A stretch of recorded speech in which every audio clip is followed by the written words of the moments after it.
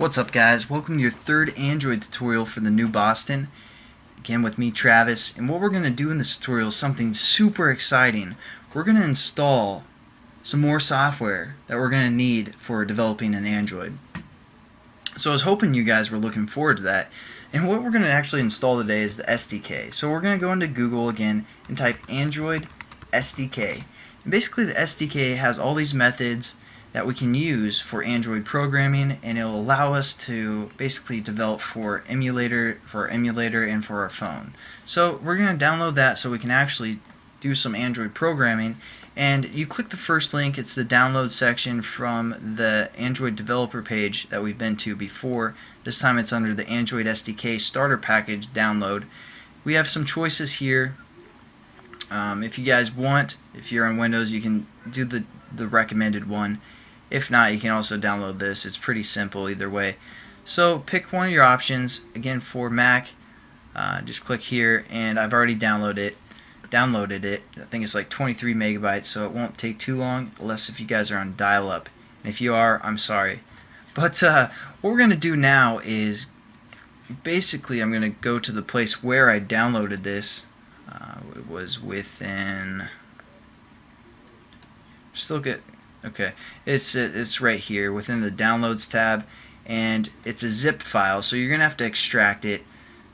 Hopefully you guys have an extractor already. If not, I believe there's WinZip, that's free. I don't know all the free ones, but there's definitely some freeware out there to unzip stuff. So I clicked that, and it basically made a folder right here within the same project, or within the same folder or download folder.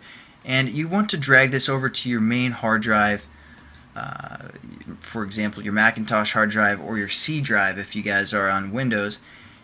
And as you can see, it's right here. What we're going to do now is open this up, and if you guys are on Windows, there will be something called the Android, what is it called? The SDK Manager, I believe. It's called the SDK Manager. There's a little green logo of the Android mascot for the most part, that little alien looking dude. You want to click on that. As for Macintosh, what you guys want to do is go into your tools and click Android right here. Now the first time you click it, it might not do anything, so if it doesn't, just exit out of there and click it one more time. It'll load up some stuff, and it loads up this Android SDK AVD Manager. What we're going to do now is set up kind of the platforms that we want to develop for. So we're going to go into Available Packages, and here's our Android repository. We're going to click that triangle to open it up, because if we download all of them, it's going to take a long time. Even downloading one takes a while. So what we're going to do is download for the Android 2.2 platform, which has an API level of 8. Now basically you guys are probably wondering what these platforms are. Every Android phone is running on some sort of Android operating system, and this is the version of that operating system. Kind of the older phones, maybe like the like the Samsungs that haven't got updated, they're going to be running on like the 1.5. Actually, I'm not even sure if anything's running on 1.5 anymore, but basically you can think of it like that. The older phones have these older platforms, unless if they got the updated software. So if you guys have a certain phone, just check what version it is, and you guys can develop for that. Now the API level, again, I'm sorry, just briefly, since we're on the platform, the 3 and the 3.1 is Honeycomb, which is, I believe that's what's on their tablet. So if you guys have a tablet, you can develop for that. Now the API levels also are important, because when we're developing an Android application, you can use certain methods, like I said, from the SDK, but some of those methods require a certain API level. So if you're developing for the API level 8, you can use all of the APIs up to level 8. But if a method requires API level of 10, we can't use it. So most phones, I'd say for the most part, have the 2.2 or the 2.1. We're going to develop for the 2.2 platform, and we're going to use some API levels of 8. So you guys want to probably select this one, because if you select one of these lower ones and we use an API level 8 method, it won't work. So just stick with me here, click that, and then also down here we have the third-party add-ons where we can basically download some APIs. We're going to get the one from Google, so when we get into Google Maps we can use the API from Google. And again, we're going to select API level of 8, which will be for the 2.2 platform, and then we're just going to hit install selected. Again, APIs are basically like some resources that we can use when developing our applications. All we have to do is say accept all, install. It's my favorite wrap.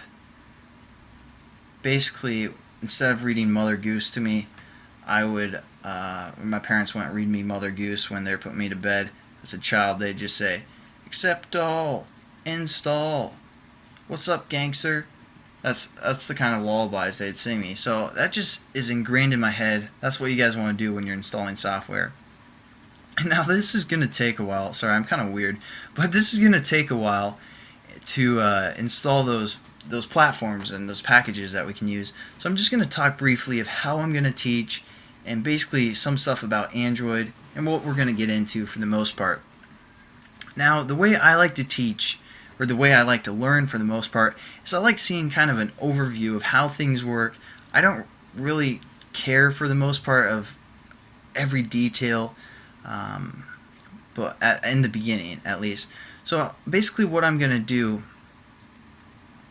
sorry, I'm trying to gather my thoughts here. What I'm going to do is kind of show you guys some of the basics of Android, but we're going to move kind of fast for the first 20 tutorials, so you guys kind of see how everything works. You might not realize everything that's going on, but trust me, you'll learn a lot throughout those tutorials. Not like every detail, but after the 20th tutorial, we'll kind of go back and redo some of those things that we've done just a little bit differently and introduce some new stuff, so that older stuff makes sense and you guys realize what's going on. I don't know if that description made sense, but that's what we're going to do. We're going to kind of go quickly, and then we're going to backtrack a little bit and cover some of the stuff that we did, and then move forward as well. I won't get into every detail right at the beginning, so if you guys don't like that, I'm sorry, but I will cover every detail just within time. So stick with the series, and it will pay off. I promise you guys, you'll understand Android for the most part after this whole series is done. So just to give you guys an introduction of how I'm going to teach, there it is. And also, Android is so big. There's so many different programming languages you can use with it, but it's mainly, the main programming language is Java. That's basically how we're going to set up our interface, or our navigation, all that stuff. But you can also use C++, you can also use OpenGL, you can use MySQLite, you can what else? XML. We're going to get into XML. That's easy for the most part. But there's so many programming languages. You can use HTML5 as well when you're developing your application. So it's going to be hard covering all those topics and pretty much everything. So I'm just going to stick with... okay, so this got done installing, so we're just going to hit OK. I'm just going to, cover as much as I can within 200 tutorials. And hopefully you guys will be happy with that. If not, you guys can check out my bring back, and I'll do some additional tutorials on things that you guys request. So there we go. We have our stuff installed, and now when we say installed packages, we can see some of the options that we downloaded. The other thing we're going to do real quickly is set up the emulator. So we're going to say virtual devices up here and hit new, and we're going to call this one DroidX. Again, this will have to be one word. It can't be two words, just one word. So we're going to have no spaces. And what's our target going to be developing for? We're going to have it developed for the 2.2 platform. And this size is basically a virtual SD card. We're going to say something like 100 megabytes, which is kind of overkill, but we're going to go with it. And then just hit Create AVD Manager. Whoops. And hit OK. And we're done for this tutorial anyways. I'll see you guys in the next one. Have a great day.